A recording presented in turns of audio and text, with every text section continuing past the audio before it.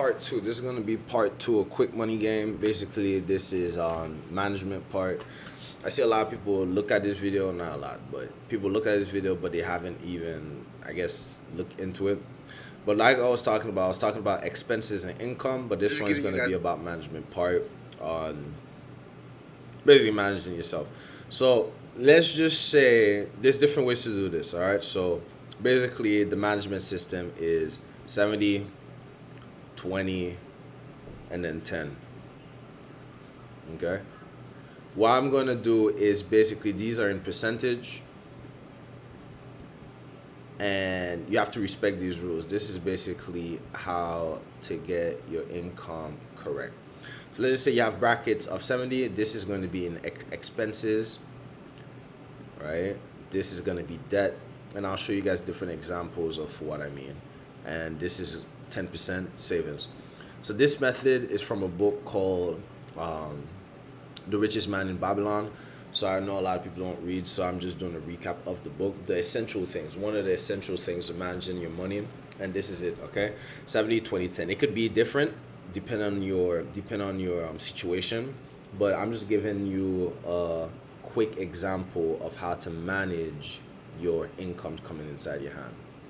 Okay, so let's just say you have an income stream, let's just say a job that's bringing in $1,000 per month, just a round number so we could make it easy for you guys, right? $1,000 a month. This income needs to be distributed in this box, in this area. A lot of people don't distribute their money as soon as it comes in their hand. What they do, they squander it. They don't know how much percentage that they actually use in their hands when they get the money and blah, blah, blah. But this is basically to help you figure out how much you have to spend in a month. So this is $1,000 per month. I know some of you guys make more than that, but this is just for example purposes per month. So that means you have $700 to spend on expenses.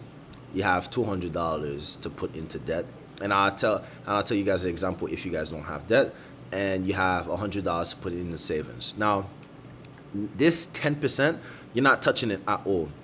In the book, it tells you that 10% of everything you make is yours to keep. That means this 10% is for a lifelong thing. You just want to put it on the side. I don't really contribute. I don't really, I'm not really for saving money because you should use the money to make more.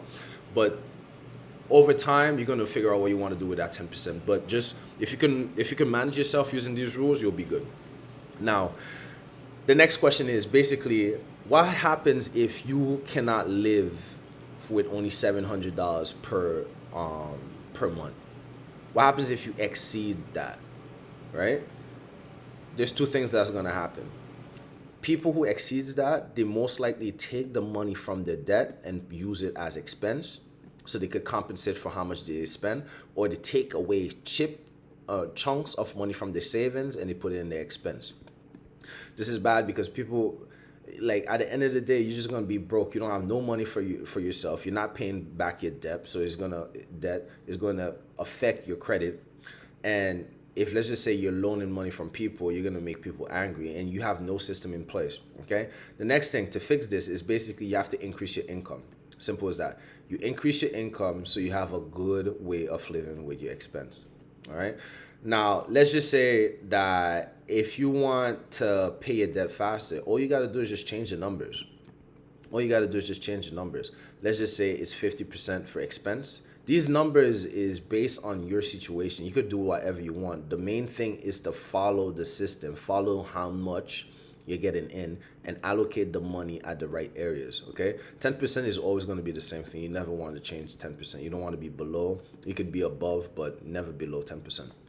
So basically, $500 goes into that, $400 goes into that, and $100 goes into this. The next question is, can you live at $500 per month? Is your lifestyle supporting this? If the answer is no, you know what to fix. You have to increase your income or change a percentage of your expenses. That means you're going to have to take out from your debt and take out from this again. So the main thing is basically increasing your income. If you do not know how to increase your income, that's a that's where you have a skill deficiency. You have to have a skill that helps you understand how to increase your income on the side, like a side hustle. Okay. Um, but yeah, that's basically it. I wanted to tell you guys. Basically, play with these numbers. Have a set rule on how much you want to use, and then just use that. This is basically how to budget yourself. When you figure out your number and your expense and your lifestyle, which is part number one, figure out your lifestyle. Figure out how much expenses you actually spend every single month. You could round that number up, and you understand how much you should be spending per week and per day. Okay, that's basically it. The reason why people are broke is because they're not organized with what they do. Let's just say you're spending 700. Your budget is 700 per month, right? Every single week you should be spending 175. You cannot go above that. You cannot go above 175. So that means how much is that per day? $25 per day. If you are broke and you are on a budget, you know that you cannot use 25 above $25 per day. That's basically it. And the more income you get is the same thing, it's the same form. It's just more zeros, different numbers, but you're always gonna have a set budget.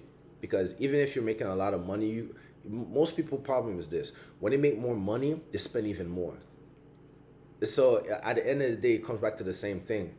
Better you manage yourself, the more money you're gonna keep in your pocket. But the thing is, once you spend more, you exert more, you're just digging a bigger hole in your pocket.